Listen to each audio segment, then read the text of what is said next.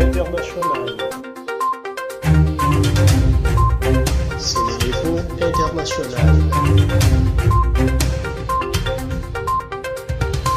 abonné leen ci suñu chaîne YouTube ngir jot saa su nekk ay xibaar yu wér te wóor aju ci réew mi ak ci bitim réew. SeneInfo.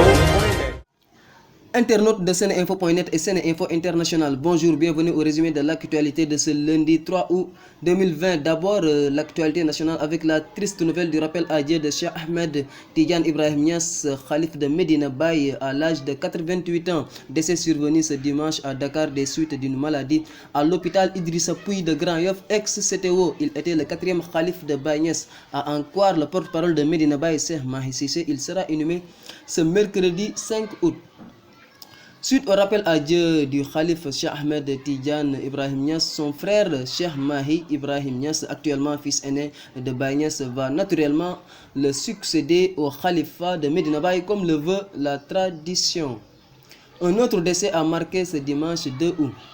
Il s'agit de celui du président de la Confédération nationale des employeurs du Sénégal et par ailleurs président du conseil d'administration de la SDE, Mansour Kama, rappelé à Dieu le matin du dimanche à l'hôpital Aristide Le Dantec où il était hospitalisé depuis quelque temps.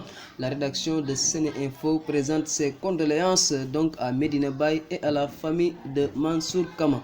Le président Macky Sall a réagi au décès du défunt Khalif de Medina Baye en ces termes, je cite: j'ai appris avec tristesse le rappel à Dieu de Cheikh Ahmed Tidiane Niass, Khalif général de Medina Baye. Je rends hommage à un saint homme, un bâtisseur et une grande figure de la Faïda Tidjania. À tous les musulmans, je présente au nom de la nation mes condoléances émues. Le chef de l'État a aussi salué la mémoire du défunt Mansour Kama. Une partie du célèbre marché Sandaga, 6 au cœur de Dakar, a finalement été rasée hier après 87 ans d'existence. Selon le journal Les Échos, sa reconstitution, qui va coûter 10 milliards de francs CFA, nécessitera 24 mois de travaux. A noter également que le budget du programme de modernisation des marchés sur l'ensemble du territoire national est quant à lui de 70 milliards de francs CFA. Serigne Moustapha Sy, guide spirituel des Moustarchidines wal Moustarchidat, a été testé positif au coronavirus. D'après le quotidien Les Échos qui donne la nouvelle, le guide religieux est hospitalisé à l'hôpital principal de Dakar. Le maire de la Médina, Bamba Fall, aussi a été testé positif au coronavirus. Depuis une dizaine de jours. Des sources du journal LAS renseignent que Bamba Fall est actuellement hospitalisé à l'hôpital principal, mais son état de santé est stable. Certainement aux autres acteurs politiques et autres autorités par le coronavirus, l'édile de la Médina n'a pas jugé nécessaire d'informer le public de sa maladie. Le coronavirus a d'ailleurs causé de nouveaux décès au Sénégal, ce qui porte à 211 le nombre de malades qui ont succombé jusqu'ici à la pandémie. Sur 946 tests réalisés aujourd'hui, 42 sont revenus positifs. Il s'agit de 36 cas contacts suivis et de 6 cas issus de la transmission communautaire. 63 patients hospitalisés ont été contrôlés négatifs et déclarés guéris. 37 cas graves sont pris en charge en réanimation. À ce jour, 10 386 cas ont été déclarés positifs, dont 6 901 guéris, 211 décédés et 3 273 sous traitement. Nous ouvrons l'info africaine par le Cameroun où 18 personnes ont été tuées la nuit dernière et plusieurs autres blessées lors d'une attaque attribuée à Boko Haram contre un camp de personnes déplacées dans l'extrême nord du pays.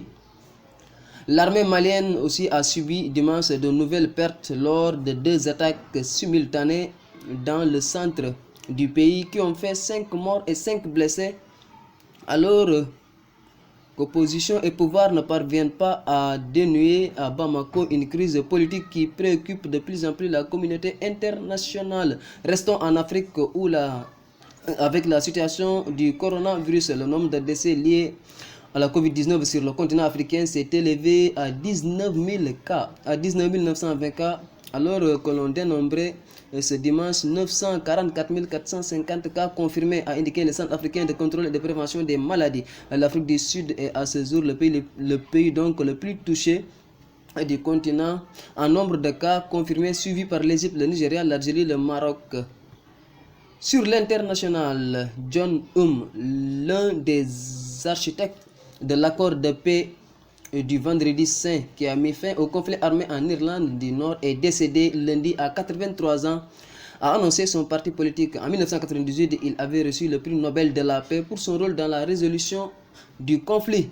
Dans le monde, 17 965 128 personnes ont contracté le nouveau coronavirus, dont 10 690 359 guéris et 689 370 personnes décédées. Les États-Unis continuent de payer le plus lourd tribut de la pandémie Covid-19 avec 4 749 138 cas confirmés et 157 179 Américains décédés à cause du coronavirus. Nous terminons par le sport. La Coupe de Confédération 2019-2020 s'achèvera au Maroc à huis clos avec les demi-finales le 22 septembre et la finale le 27 septembre à Rabat. La Ligue des Champions C1, elle, se disputera sous forme de match aller-retour entre les clubs marocains et égyptiens encore en lice pour la C1. La Confédération africaine de football évalue encore la nécessité donc de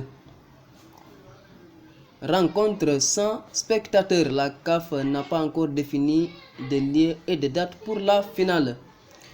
En difficulté depuis plusieurs saisons, le FC Barcelone a besoin d'un renouvellement. Parmi les joueurs désignés comme capables de venir aider Messi dans l'attaque barcelonaise figure Neymar Junior, mais selon Joseph Maria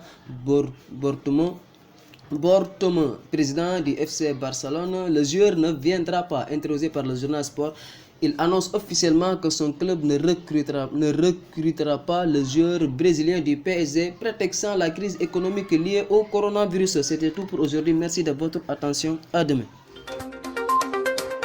Sénéinfo International. Sénéinfo International. abonné leen ci suñu chaîne YouTube ngir jot saa su nekk ay xibaar yu wér te wóor aju ci réew mi ak ci bitim réew.